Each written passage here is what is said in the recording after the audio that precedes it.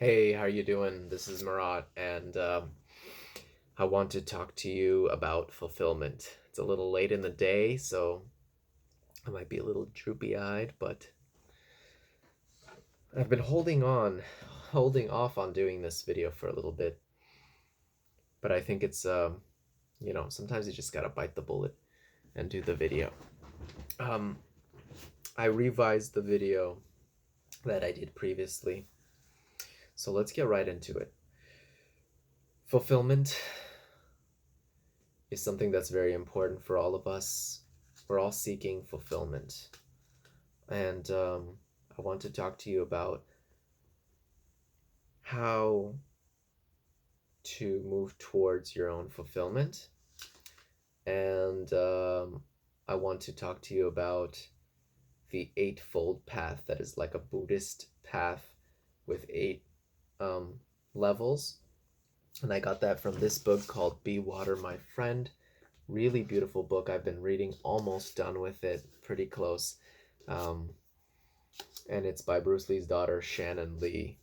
Really been enjoying it. And I was introduced to the Eightfold Path in this book.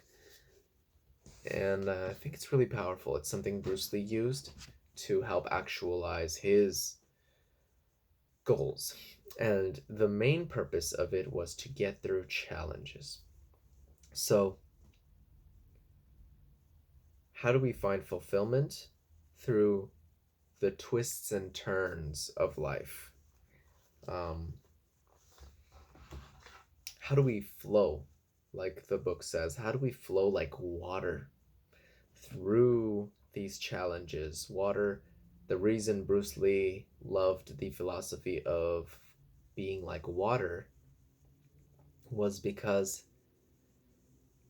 water has this amazing capacity. It's this alive, flowing liquid that can, like he said, it can flow, it can crash, it adapts to every situation. The moment there's an opportunity, it seeps right through. It is the perfect, you know, example for living in this beautiful, natural, free flowing way. And so how do we do that? How do we be more like water, be more like Bruce Lee, and adapt to this world, adapt to the challenges effortlessly and without any delay? So I wrote down two questions to ask yourself, which should help you in finding in realizing how to get through these. So two really important questions to ask yourself. One is, how do I move through challenges with ease and grace? How do I do this? And the second question is, how do I find fulfillment in life alongside these challenges? um, I'm going to put this into a context now. So let's just say you're into fitness and you want to have a better body, be healthier, maybe lose some weight. Um, and you want to do this because you want a better image, you want to have more confidence, and you want to be stronger. You want to be stronger physically and mentally. And so you work on these goals. You go to the gym, you exercise, you run, you lift weights, you do whatever you need to do. You overcome some of these challenges, and you get that body that you want, that physical appearance, that confidence. You get that gain of confidence after, let's say, a year of dedicated work, and you start feeling better about yourself. Then you're met with new challenges. And let's say you struggle with dating and you've been struggling with relationships, and you started this because you wanted to um, improve your life in the dating world. And so you get that confidence, you have a strut in your step, you start becoming more comfortable talking to the opposite sex, and you start dating. But then you quickly realize that, oh man, I have a lot of work to do in this area too, even though I have the physical attributes that I believed were the reasons for my struggles in this realm. I'm still struggling. And so you're met with these new challenges, and then you have to overcome them. You have to figure out what is it that you don't quite have. What is it that you're lacking? What kind of confidence is it? Why is your inner game limited? So then now you've worked on your outer game, and then you start working on your inner game, and you start improving that, hopefully, and you work on that for some time, and you get to a certain point where you still feel more confident with yourself and you're doing better, and that's awesome. And after that, say you fall in love and you end up finding a mate and getting married or having a girlfriend, and you guys decide to have a child, and then you start to have difficulties with, you know, marital issues or relationship issues. Let's say you don't decide to have a child, you get a dog and start having difficulties with decisions in that area of life. And then let's just say you've been working out for like 5 years now, and you get injured, you make a mistake and something goes wrong, and you pull your back really badly, or you get a slip disc, god forbid. It happens, and it just throws you on your butt. Now you feel like a loser. Everything you worked for gone down the drain. You got to pick yourself up. It's just a grind, and then your girlfriend dumps you, right? God forbid. It's just one thing after another, and you're met with this horrible, huge storm, rainstorm, as um, Shannon Lee talks about in the book, the rainstorm, the huge challenge that hits you somewhere in your life. So where am I going with this? Um, Injuries, problems, loss, someone dies, relationship problems. All of these things have one thing in common, and that is that you're constantly being met with challenges throughout your life.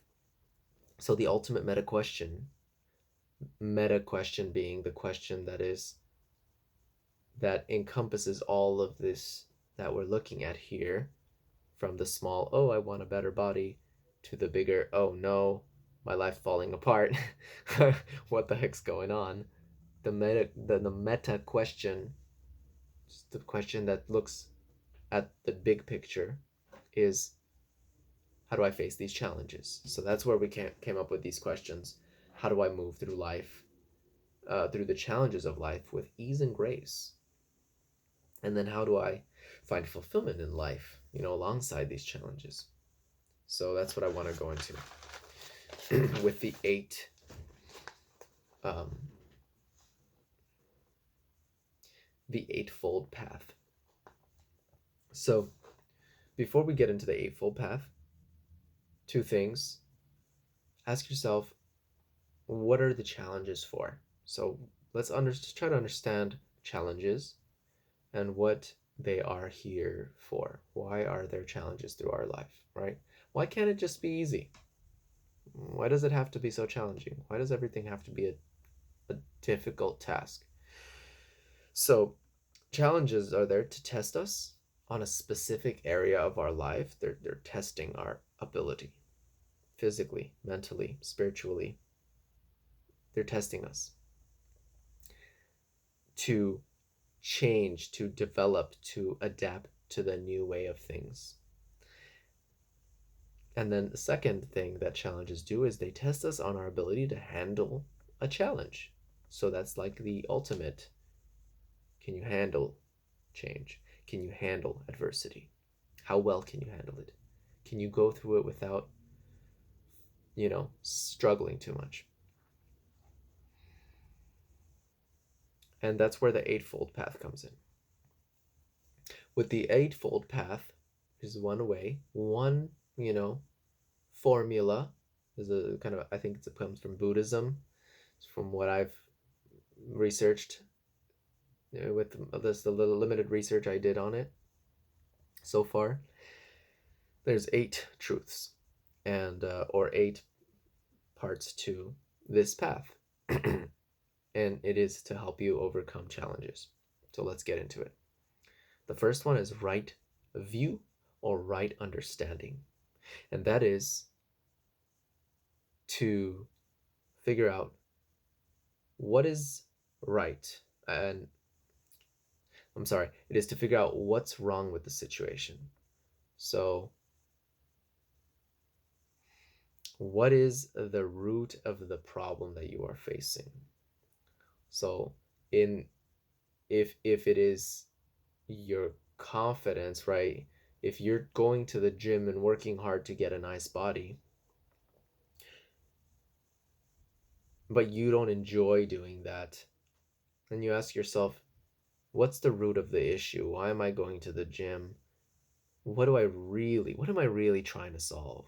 Is it just because I want to become successful? Is it because I want more money? Like, what is the real reason? And that takes a lot of digging and figuring out. Um, and it's always within you. There's something that's needs solving within you, and we're generally looking at external situations to solve a deeper issue, but we never look at the real issue. That real issue kind of evades us. It's not as easy to see. So right understanding allows us to penetrate into that deeper layer and figure out what is it. And that will take, could take a couple years to figure out with like deep speculation, deep thinking, and just focus and constant probing at this question of what is it, and maybe you'll have to go through a lot of different failures and attempts at figuring out what is it that I'm missing here, and then hopefully it hits you one of these days like, oh, I got it, I know what it is, and then that understanding will allow you to move towards you know the right path, because you can see what is the problem. When you can see it, then the solution becomes easier to find. Next one is right purpose. So you figure out what's wrong, you get your understanding, and then comes the second phase, right purpose. And right purpose is your decision to fix what's wrong. So it is a commitment to do whatever it takes to live your best life, right? That's number two. You make a decision. I am going to whatever it is, right? Because I see this is what's wrong, and I want to fix this. I want to figure out this challenge, and I'm gonna do it. I'm gonna freaking do it. And you make that decision no matter what it takes. This is what's bothering me. This is the issue. I'm handling it, right? You take that responsibility and you move forward. That's right purpose. You take purpose. You figure out that purpose and you move towards it. The third one is right speech.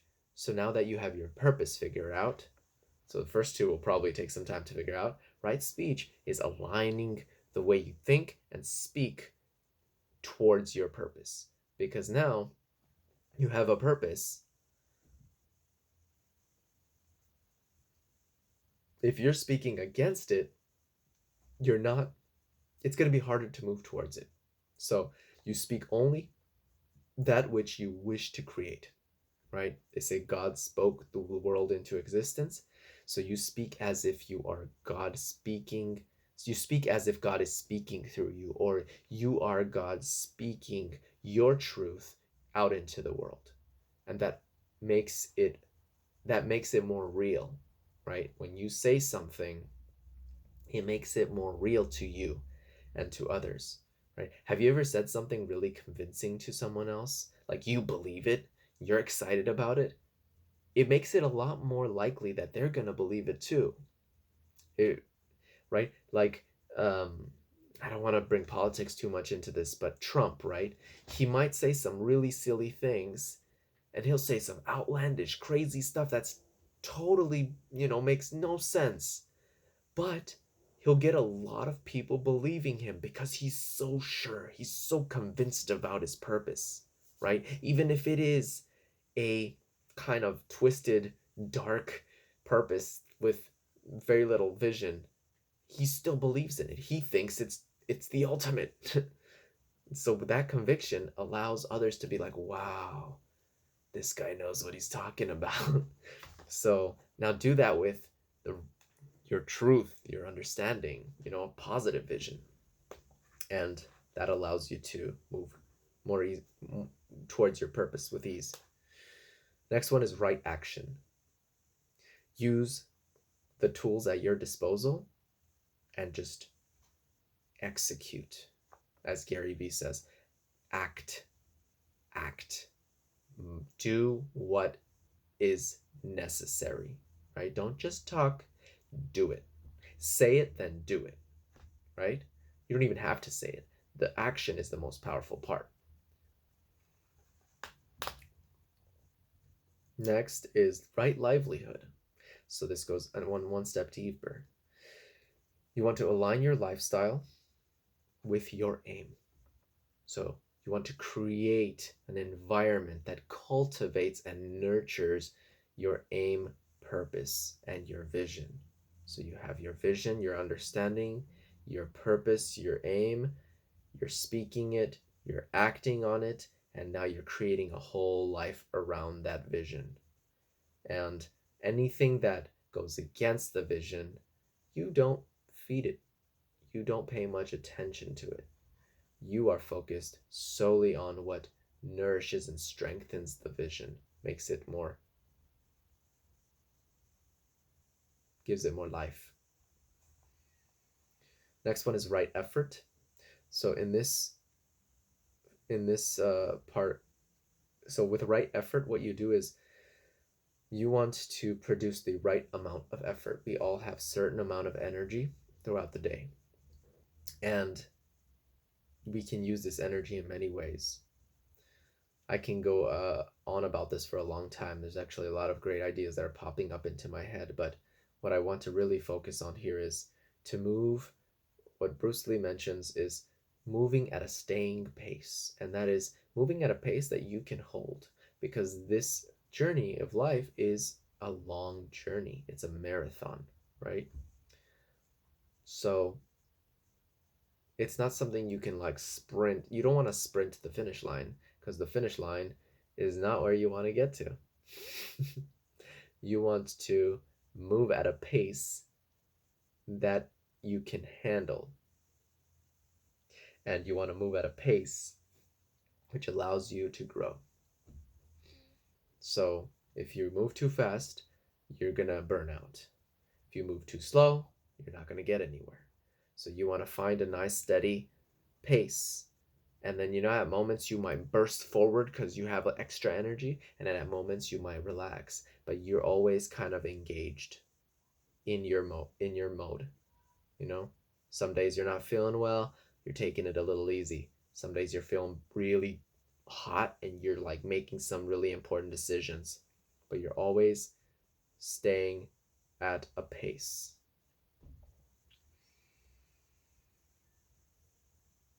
Next one is right awareness. Right awareness is a constant focus and intention. So you're aligning with your purpose. So you never take yourself out of that loop unless you're practicing meditation or something, which is also part of the process. If that is part of your process, you are aligned with it. Sadhguru says it really beautifully. You're never going to cook rice if you keep turning the fire on and off and on and off and on and off. And that's the main problem with most of us, is we're never dedicated. We never just turn the flame on and leave it on. We're always like moving left, right, on, off, on, off, on, off, and the rice won't cook. If you want to make rice, leave the flame on.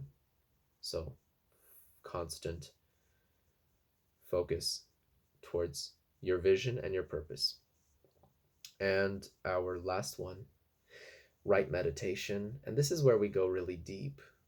And this is where the spiritual part of our training becomes, takes centerfold. And that is learning to contemplate with the deep mind. So this is very high level stuff. I am still a newbie at this. And I think it's important to take that approach at being as take the approach of being a newbie, because in meditation you're basically focused on the meta of yourself. You're focused on your existence. You're focused on your state of consciousness. So, like right now, making the video, I'm trying to focus more on myself as like as an awareness, my whole. I'm trying to focus on how am I breathing? Am I relaxed? Am I too focused on like how I am perceived by the audience through the camera? Or am I just comfortable with who I am? And so this right meditation allows us to let go of these externalness thoughts and conditioned ideas of what we need to be in the world. It allows you to kind of just, you go into a neutral state where you can just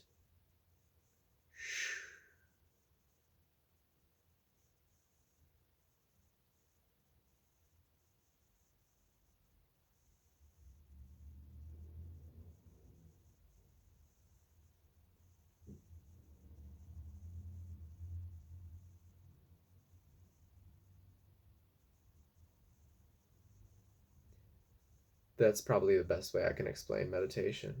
It's not something that you put into words, it's just something you become conscious of directly.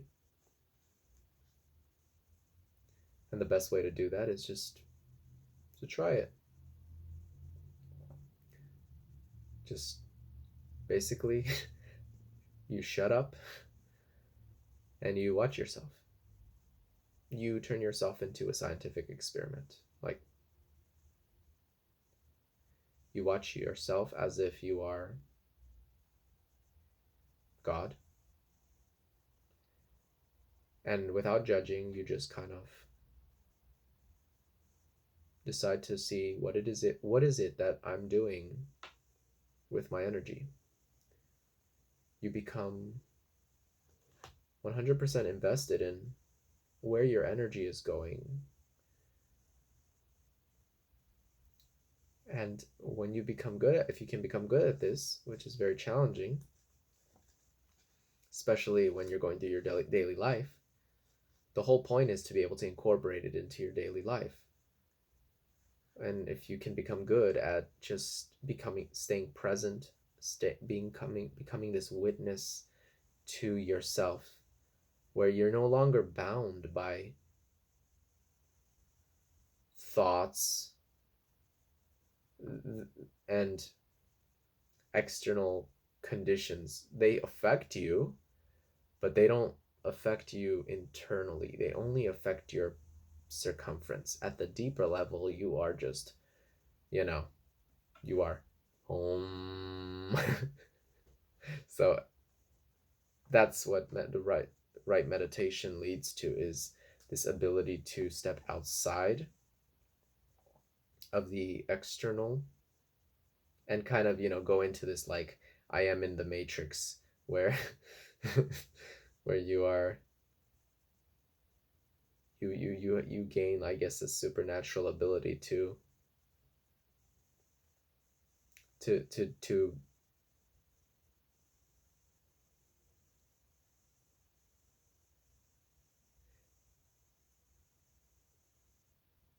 is it impact the world, supernatural ability to change your circumstances. And it's a very paradoxical thing, because to change your circumstance, you would think that it would take like this huge amount of effort and willpower, but actually it's like an opposite effect, where it's a relaxed willpower, where it's like it comes from a place of calm and peace and a peaceful power. So that's something that I'm still yet experimenting with, and as you can see through this video, I'm experimenting with it as I speak with you, just playing with the ideas. When I talk about it, I like to experiment with it. So I hope that kind of gave you a gist of what you can do and play with in that realm. And I wanted to make this video short. It's funny, but it's like 25 minutes long. But I think if it's important for someone, then they will listen to it. I guess I constantly think about the audience and like, oh, who's going to want to sit down and watch for 25 minutes? But maybe you'll want to sit down and watch for 25 minutes. Maybe it'll intrigue you. Maybe not. Shouldn't really matter. Yeah. So I hope those are helpful for you. I am a little tired. Getting ready for bed now. And I will continue this series later. Much love. Keep living, loving, and leveling up. And seize your moment to give you enough.